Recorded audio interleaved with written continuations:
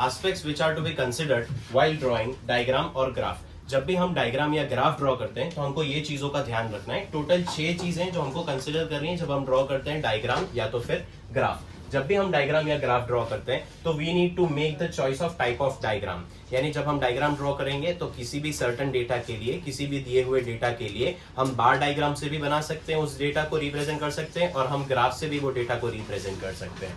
Right, certain data can be represented by bar diagram and pi diagram. Bar diagram और पाई diagram दोनों से हम एक डेटा को रिप्रेजेंट कर सकते हैं, लेकिन we need to make the right choice. अपने को राइट चॉइस करना पड़ेगा कि मैं कौन सा ये दोनों में से सिलेक्ट करूं ताकि मेरा पिक्चर जो है मोर इफेक्टिव दिख सके, ज्यादा बेहतर दिख सके। This is your first point, choice of type of diagram. किसी भी डेटा को, किसी भी गिवन डेटा को, किसी भी सर्टेन डेटा को हम प्रेजेंट कर सकते हैं बार डायग्राम और पाई डायग्राम दोनों की मदद से। लेकिन अपना काम क्या है, ये बार डायग्राम या तो पाई डायग्राम में से बेस्ट वाले को चूज करना। सर कैसे चूज करेंगे? तो पहले ऐसे चूज करना है जो हमारे पिक्चर को मोर इफेक्टिव बना दे, यानी ज्यादा इफेक्टिव बना दे, ज्यादा बेहतर बना दे, वो वाले को चूज कर लेंगे। Second is clarity. जो भी आप डायग्राम ड्रॉ करते हो या आप ग्राफ ड्रॉ करते हो वो आपका होना चाहिए नीट और clear. And secondly you can use colour and shade to make the picture more effective. Picture को ज्यादा बेहतर बनाने के लिए कलर और शेड भी यूज कर सकते हैं। Third, scales and measures. See, जब भी हमको डेटा दिया जाता है तो डेटा बहुत ज्यादा नंबर्स में होता है। जैसे फॉर एग्जांपल कि हमको एक डेटा रिप्रेजेंट करने को बोला गया जिस डेटा में 10 साल का एवरेज बताना था। राइट, जिस डेटा में 10 साल का एवरेज बताना था और उस डेटा के फिगर्स करोड़ ऑफ रुपीज में थे, उस डेटा के फिगर्स लैक्स ऑफ रुपीज में थे। जब हमको लाखों रुपए का डेटा रिप्रेजेंट करना है तो मैं 1 नंबर से तो नहीं चालू कर सकता मेरा स्केल। सी, जैसे अगर मेरे को पाई डायग्राम बार डायग्राम मेरे को अगर ड्रॉ करना है, मेरे को पता है कि मेरा जो टॉप लेवल का डेटा है, जो मेरा हाईएस्ट है, जो मेरे मैक्सिमम वैल्यू है, वो 1000 पर जाके एंड करती है, 1 लाख पर जाके एंड करती है। फॉर एग्जांपल 1000 पर जाके एंड करती है। मैं 1 2 3 4 5 6 7 8 लिखना करूंगा तो मैं 1000 तक तो नंबर नहीं लिख सकता। तो मुझे क्या करना पड़ेगा? मुझे वो 1000 को कट डाउन करना पड़ेगा। मुझे यहाँ पे स्केल लेना पड़ेगा अप्रोप्रिएटली टू माई डेटा। जो मेरे को डेटा दिया है उसका अप्रोप्रिएट स्केल लेना पड़ेगा। अगर मेरे को 1000 तक पहुंचना है, मैं स्टार्ट ही करूंगा सीधा 100 से। भैया मैंने 100 से स्टार्ट कर दिया, 200 से स्टार्ट कर दिया, तो मैं 1000 तक पहुंच जाऊंगा। Getting it? तो जैसा आपको डेटा दिया है उसके हिसाब से आपको स्केल लेना चाहिए। Scale must be taken in according to the data. जैसा डेटा वैसा स्केल। फोर्थ पॉइंट अपना कहता है रिप्रेजेंटेशन ऑफ एक्सिस। सी, जब भी हम डायग्राम ड्रॉ करते हैं या ग्राफ ड्रॉ करते हैं तो उस पर एक्सिस होता है, एक्स एक्सिस, वाई एक्सिस। ये एक्स एक्सिस और वाई एक्सिस क्या डिनोट करता है, क्या बताता है, क्या इंफॉर्मेशन प्रोवाइड करता है, उसका डिटेल यहाँ पे लिखना कंपलसरी है कि भैया ये हमारे जो एक्स एक्सिस है और वाई एक्सिस है वो क्या शो कर रहा है। तो बस ये इतना ही पॉइंट है कि sir diagram must be appropriately detailed of what they represent. Diagram must have appropriate detail. ये जो एक्सेस है उनके पास अप्रोप्रिएट डिटेल होना चाहिए कि वो क्या रिप्रेजेंट कर रहे हैं, वो क्या शो कर रहे हैं, उसका अप्रोप्रिएट डिटेल होना चाहिए।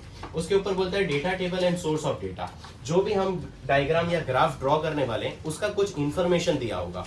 जो इंफॉर्मेशन का टेबल है वो टेबल साथ में ड्रॉ किया हुआ होना चाहिए, और वो टेबल में जो इंफॉर्मेशन है वो हमने कैसे कलेक्ट किया, कहां से कलेक्ट किया, उसका सोर्स मेंशन करना जरूरी है।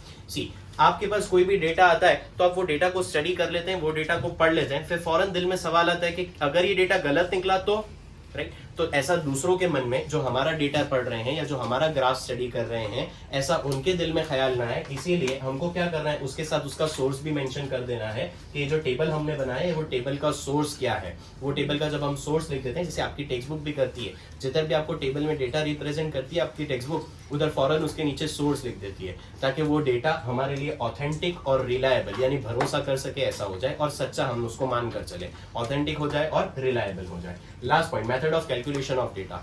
जब भी हम किसी डेटा को कैलकुलेट करते हैं, यानी कोई डेटा दिया हुआ है हमको, सिंपल फॉर्म में डेटा दिया हुआ है, हम उस सिंपल फॉर्म के डेटा को कन्वर्ट कर देते हैं दूसरे फॉर्म में बाय यूजिंग अ फॉर्मूला। तो हमको वो फॉर्मूला का मेथड नीचे एक्सप्लेन करके बताना कंपलसरी है, ताकि कोई दूसरा बंदा जब हमारा ग्राफ और डायग्राम स्टडी करे तो उसको पता चले कि इन्होंने ये जो नंबर्स या ये जो कैलकुलेशंस किए हैं वो कौन सी मेथड से किए हैं, और अगर कोई गलती, कोई एरर हो तो भी पकड़ी जा सके। इसीलिए जब भी हम कोई काम करते हैं, राइट, कैलकुलेशन करते हैं बाय यूजिंग स्टैटिस्टिकल फॉर्मूला, तो वो स्टैटिस्टिकल फॉर्मूला को हमको नीचे ब्रीफ में एक्सप्लेन कर देना चाहिए।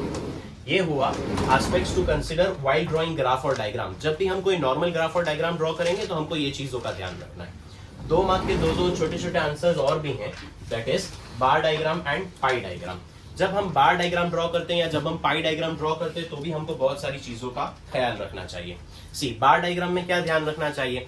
बार डायग्राम में जो भी बार है, जितने भी बार हम बना रहे हैं वो सारे बार इक्वल विड्थ के होने चाहिए, यानी सारे बार की चौड़ाई सेम होनी चाहिए, उसकी लेंथ प्रोपोर्शनेट होनी चाहिए to the data they represent. सारे बार का विड्थ सेम होना चाहिए, सारे बार का लेंथ प्रोपोर्शनेट होना चाहिए, विथ सेम लेंथ प्रोपोर्शनेट। हर एक बार के बीच में इक्वल डिस्टेंस होना चाहिए। बार नंबर 1 बार नंबर 2 के बीच में जितना गैप है उतना ही गैप नंबर 2 और 3 के बीच में, नंबर 3 एंड 4 के बीच में, नंबर 4 एंड 5 के बीच में होना चाहिए। सारे बार के बीच में सेम गैप होना चाहिए। अच्छा, जो भी बार होंगे वो सारे सेम एक्सिस पर होंगे, दैट इज एक्स एक्सिस पर होंगे। और जो भी डेटा होगा, यानी ये बार पर डेटा रिप्रेजेंट किया होगा, जैसे हमने for example monthly data represent किया कि भैया जनवरी, फरवरी, मार्च, अप्रैल, मई, जून, जो भी डेटा होगा वो डेटा हमेशा मूव करेगा from left to the right. Data हमेशा कैसे मूव करता है? From left to the right. यानी देखो, जब हम बार डायग्राम बनाते हैं तो बार डायग्राम के वक्त हमको ये चीजों का ध्यान रखना है। सारे बार का विड्थ सेम होना चाहिए, लेंथ प्रोपोर्शनेट होना चाहिए। यानी अगर कोई बार ज्यादा डेटा बता रहा है तो उसकी लेंथ ज्यादा, कोई बार कम डेटा बता रहा है उसकी लेंथ कम, कोई बार बिल्कुल कम डेटा बना रहा है उसकी लेंथ बिल्कुल कम होनी चाहिए। तो लेंथ प्रोपोर्शनेट होनी चाहिए, विड्थ सेम होनी चाहिए, लेंथ प्रोपोर्शनेट होनी चाहिए, हर बार के बीच में डिस्टेंस इक्वल होना चाहिए। सारे बार किधर होंगे? एक्स एक्सिस पे। और बार मूव कैसा करेंगे? फ्रॉम लेफ्ट टू राइट, यानी बार में जो डेटा रिप्रेजेंट हो रहा होगा वो मूव कर रहा होगा फ्रॉम लेफ्ट टू राइट। ये कर दी बात हमने अबाउट दी बार डायग्राम। जब हम बार डायग्राम बनाते हैं तो हमको इन चीजों का ख्याल रखना है। जब हम पाई डायग्राम बनाते हैं तब भी कुछ एस्पेक्ट्स होते हैं जिनको हमको ध्यान में रखना पड़ता है। सर पाई डायग्राम में क्या करना पड़ता है? भाई पाई डायग्राम में पहले तो बोलता है सर्कल 360 डिग्री का बनाओ। जो पाई डायग्राम का सर्कल है उसका 360 डिग्री होना चाहिए। सेकंड पॉइंट कहता है कि जब भी आप ये सर्कल को डिवाइड कर लेते हो अलग अलग सेक्शन में, तो ये सारे जो सेक्शंस आपने डिवाइड किए हैं पाई के, ये जो पाई के आपने जो सारे अलग अलग पीसेस किए हैं, ये पीसेस का जो टोटल डिग्री है, इसके डिग्री का आप टोटल करो तो भी आंसर 360 आना चाहिए। यानी पहले बनाओ सर्कल 360 डिग्री का, 360 का ही बनता है, पहले बनाओ सर्कल 360 डिग्री का। सेकंड बोला सर सब डिवीजन जो आप कर रहे हो, यानी जो आपने अंदर पाई के अंदर जो डिवीजन किया है उनकी डिग्री का टोटल भी कितना होगा? 360। अगर आपको एक पाई को दूसरे पाई के साथ कंपेयर करके बताना है तो बिगर पाई के लिए आपको बिगर डेटा के लिए आपको बिगर पाई बनाना है, स्मॉलर डेटा के लिए आपको स्मॉलर पाई बनाना है।